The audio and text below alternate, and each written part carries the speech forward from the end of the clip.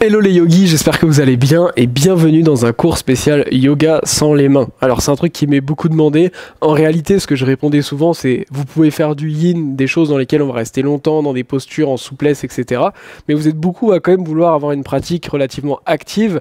Et la question c'est comment faire si j'ai mal au poignet, je peux pas utiliser les mains, etc. Le sujet de cette vidéo, c'est pas pour vous expliquer comment soulager les tensions, etc. au niveau des mains. D'ailleurs, si vous voulez travailler sur ça, vous avez sûrement des tendinites ou autres au niveau des poignets. J'ai sorti il n'y a pas longtemps sur ma chaîne YouTube une vidéo justement comment soigner les tendinites facilement grâce au yoga, donc vous pourrez aller justement checker ça. Là on va se faire une séquence courte et efficace de Vinyasa dans laquelle on n'a justement pas besoin des mains et c'est là que ça va être super intéressant. On va se placer à l'avant du tapis. Les pieds écartés à peu près largeur des hanches ou un peu plus. Si vous n'êtes pas très mobile, je vous encourage à avoir les pieds un peu plus écartés. Cette séance, elle va être pour vraiment tous les niveaux. Ramenez une main au niveau du ventre, une main au niveau du cœur. Essayez de prendre une posture relativement droite. Et on va juste prendre quelques instants ici. Observez votre respiration. L'air qui rentre par le nez, qui ressort par le nez. Essayez de calmer le rythme cardiaque, d'allonger sa respiration.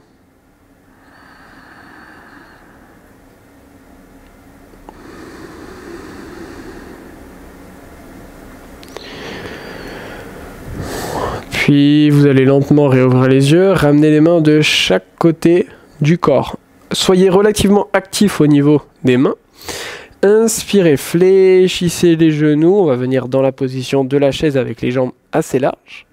On reste ici pour 3, 2, 1, puis tendez les jambes, basculez vers l'avant, relâchez-vous et lentement déroulez le dos, vertèbre après vertèbre, la tête en dernier. Encore 4 fois le même enchaînement, un peu plus dynamique. Inspirez, posture de la chaise. Expirez, basculez vers l'avant, relâchez tout. Et lentement déroulez le dos, la tête en dernier. Inspirez, Utkatasana, posture de la chaise.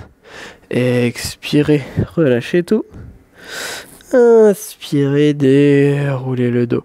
Lentement, expirez, relâchez. Encore, inspirez, Utkatasana. Expirez, basculez vers l'avant. Inspirez, lentement, déroulez le dos. Et relâchez. Encore 2 fois. Inspirez, Utkatasana. Expirez, basculez vers l'avant, relâchez. Inspirez, déroulez le dos vertèbre après vertèbre. Expirez, relâchez. La dernière. Inspirez, Utkatasana, on reste ici pour 5, 4, 3, 2, 1. Expirez, basculez vers l'avant, relâchez. Et tout doucement déroulez le dos. Vertèbre après vertèbre. La tête en dernier. Ok. Ramenez le pied droit au centre du tapis. Ramenez le pied gauche à l'arrière. Plus ou moins, essayez de trouver un angle qui est bon pour vous. Fléchissez le genou droit à l'avant. Levez les mains vers le ciel. Le pied gauche à 45 degrés à l'arrière. On se retrouve dans la position du guerrier 1. Virabhadrasana 1. On est là pour 5. 4. 3, pressez fort dans le pied arrière. 2, 1, puis d'ici, inspirez. Tournez le pied gauche pour qu'il soit à 90 degrés. Fléchissez un peu plus à l'avant, allongez les bras. Regardez vers la main droite. Guerrier 2. Plus vous allez fléchir à l'avant sans vous laisser complètement tomber, plus ça va renforcer le bas du corps. Pour un peu plus d'activation, imaginez que le talon gauche, il veut écraser un petit peu le tapis pour aller vers le talon droit, et que le talon droit lui veut aussi aller vers le talon gauche. Vous allez sentir qu'à l'intérieur des cuisses ça active tout de suite beaucoup plus. On est là pour 3, 2, 1. Tendez la jambe droite, on va venir en Skandasana sur la jambe gauche. Donc soit on peut rester haut si on n'a pas beaucoup de mobilité, soit on peut venir tout en bas. L'important c'est de sentir l'étirement sur l'arrière de la cuisse. Si le talon gauche ne touche pas le sol, c'est pas très grave, mais essayez d'aller dans cette direction au fur et à mesure.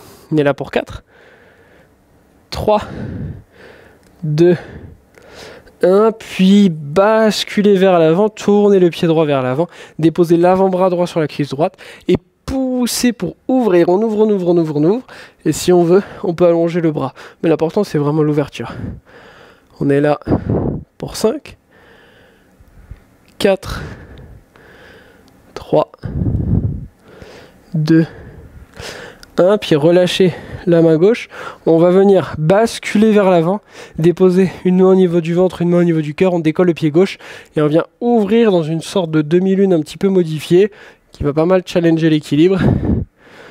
On est là pour 5, 4, 3, 2, 1. Et lentement, on dépose le pied gauche à côté du pied droit et on vient se relâcher vers l'avant. Basculer le poids du corps sur la gauche, la droite.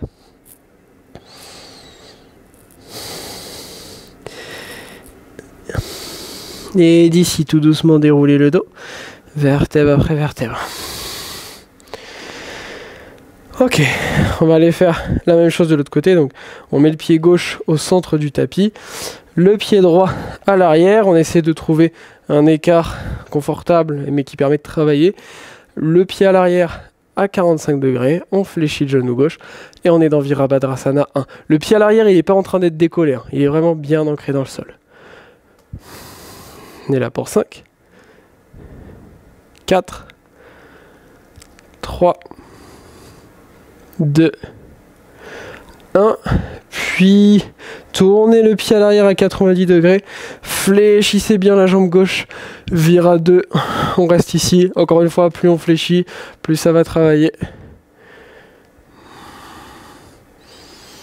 On est là pour 4, 3, 2, 1. On descend Skandasana, donc soit on reste haut, soit on peut venir bas. Vous voyez que mon talon est bien au sol. Mais si le vôtre est plus décollé ici, c'est pas très grave. On est ici pour 5, 4, 3, 2, 1. On bascule vers l'avant. Déposez l'avant-bras gauche sur la cuisse gauche. Et on vient créer une ouverture. Si on veut, on allonge le bras droit.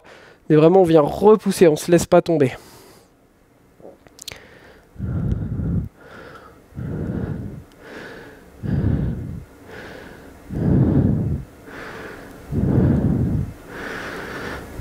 Et d'ici, on va pouvoir basculer vers l'avant, ramener une main au niveau du ventre, une main au niveau du cœur, chercher une forme de demi-lune modifiée. Mais en réalité, je préfère cette demi-lune parce qu'elle vous force à beaucoup plus travailler votre équilibre et votre stabilité plutôt qu'avoir une main au sol. On est là pour 3, 2, 1 et lentement on se redresse. On dépose le pied droit à côté du pied gauche. Bravo à vous pour cette courte séquence qui permet de travailler un vinyasa sans avoir besoin d'utiliser les mains.